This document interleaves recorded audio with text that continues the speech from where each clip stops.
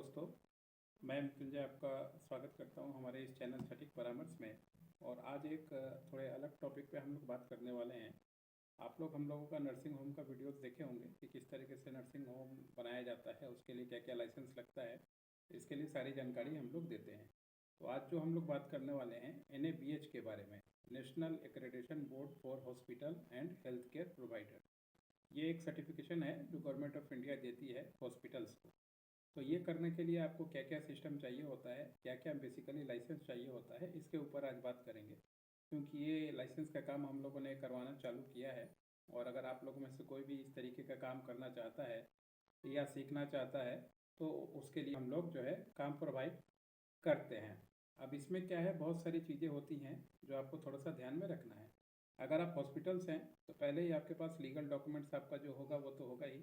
जैसे मान लीजिए कंपनी का सर्टिफिकेशन, या मान लीजिए आपका प्राइवेट लिमिटेड हो, या सर्टिफिकेट ऑफ एक्सेलेंसी, या CE का सर्टिफिकेट हो, या ड्रग लाइसेंस हो, या प्लान बिल्डिंग का प्लान हो, या फायर या पोल्यूशन का लाइसेंस, बायो हेजर्ड का लाइसेंस। ये सारा चीज़ पहले से ही आपके पास होना चाहिए, क्योंकि अगर आप हॉस्पिटल चला रहे हैं तो। और ये जो एक्रेडिटेशन है, national accreditation board for hospitals, ये खासकर हॉस्पिटल्स या नर्सिंग होम को ही दिया जाता है।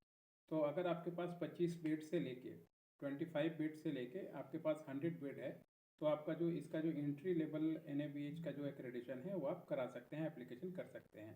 अब इसमें दायरा क्या है, जैसे मान लीजिए लीगल डॉक्यूमेंट्स आपको बता दिया हमने। इसके अलावा जो गैप एनालिसिस क्या होता है, वो लोग क्या देखते हैं कि जो भी आपका सिस्टम वहाँ पे प्रोवाइड है वो सिस्टम अपडेट है कि नहीं NABH के अनुसार। जैसे मान लीजिए आपके पास किचन होगा तो उसको कैसे आप मेंटेन कर रहे हैं, आपके पास रिसेप्शन है तो उसको कैसे आप चला रहे हैं, उसके पास पेशेंट हैंडलिंग सिस्टम है आपके पास तो आप उसको कैसे चला रहे हैं, आपके यहाँ पे उसमें क्या कमी है, कैसे उसको ठीक किया जा सकता है। ये सारा चीज़ जो है गैप एनालिसिस का काम जो होता है इसमें होता है। इसके बाद आप इस पर NABH का जो एक्रेडिटेशन के लिए आप ऑनलाइन गवर्नमेंट का जो वेबसाइट है उस पर आप ये सारा डॉक्यूमेंटेशन प्लान बना के आप जो है अपलोड करते हैं, उनका फीस पे करते हैं। उसके बाद वहाँ से एक ऑडिट आती है।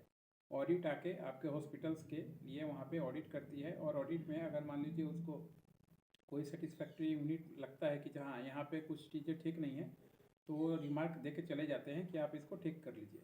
और उतने दिनों में आप ठीक करके फिर से आपको री एप्लीकेशन करना पड़ता है, ताकि फिर से वो आके देख के आपको ओके करके चले जाएँ। और अगर मान लीजिए पहली ही बार में अगर आप सारी चीज़ें आपकी ठीक है तो आपको सर्टिफिकेशन के लिए वो अप्रूव कर देते हैं। और ऑनलाइन फिर जो रिपोर्ट बना के देंगे वो रिपोर्ट जमा होगा, और उसके बेस पे जो है आपको ये NABH का एक्रेडिटेशन का सर्टिफिकेट जो है आपको मिलेगा। इसके बाद आप अपने बोर्ड पे, या मान लीजिए जो भी आपका लेटर पैड है या बाकी जो भी चीज़ें हैं एडवर्टाइजमेंट के, वहाँ पे आप NABH लिख सकते हैं। इससे होता क्या है, एक तो आपको सिस्टम मिलता है कि हॉस्पिटल्स कैसे चलता है, और दूसरा जो लोगों के बीच में जो है थोड़ा विश्वास बढ़ता है कि नहीं ये जो हॉस्पिटल है ये एक्रेडिटेड हॉस्पिटल है।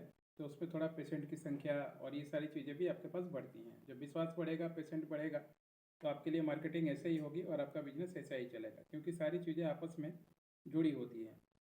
अगर मान लीजिए आपको इस टॉपिक पे बात करना है तो मिनिमम समझिए तो आधे घंटे 1 घंटे का सेशन चाहिए होता है, टाइम चाहिए होता है बात करके एनालिसिस करने के लिए। और 2500 हम लोग अपना फीस लेते हैं फर्स्ट टाइम, सिर्फ आधा घंटा 1 घंटा आपकी चीज़ों को समझने के लिए, आपको चीज़ें बताने के लिए। उसके बाद अगर मान लीजिए आपको एप्लीकेशन करना होगा तो उसका कंसल्टेंसी का फ़ीस अलग होता है, और फिर जो लाइसेंस का फ़ीस होगा गवर्नमेंट का वो अलग होता है। अप्रॉक्स समझिए तो 6 महीने से लेकर 8 महीने तक का टाइम लगता है ये सारा सर्टिफिकेशन होने में। और उसके बाद फिर आपका सर्टिफिकेशन होता है। फिर हर एक साल जो है रिन्यूअल है, तो रिन्यूअल एक बार हो जाने के बाद रिन्यूअल कोई बड़ी चीज़ नहीं है, वो आपका हो जाता है। मगर पहले बार मिलना थोड़ा टफ काम है, इसलिए आपको एक्सपर्ट चाहिए या ज़रूरत पड़ेगी हम जैसे लोगों की, या हमारे जैसे और भी कई लोग हैं ऐसे लोगों की। तो आप चाहें तो हमसे कांटेक्ट कर सकते हैं, या अगर आपके आसपास कोई हो तो आप उससे भी कांटेक्ट कर सकते हैं। हमारा जो मोबाइल नंबर है 9230222490, इस पर आप व्हाट्सअप भेजेंगे, या फिर ये टेलीग्राम पे है, या फिर आप मैसेज भेजेंगे। भेज के अपना टाइम बुकिंग करेंगे, पेमेंट करेंगे, स्क्रीनशॉट भेजेंगे। उसके बाद हम लोग की तरफ से कॉल जाएगा, जो भी आपका रिप्रेजेंटेटिव होगा, या आप खुद हो या कोई और हो, उनसे हमारी बात कराइएगा। चीज़ें आपको भेजी जाएंगी, मैनुअली समझाई जाएंगी।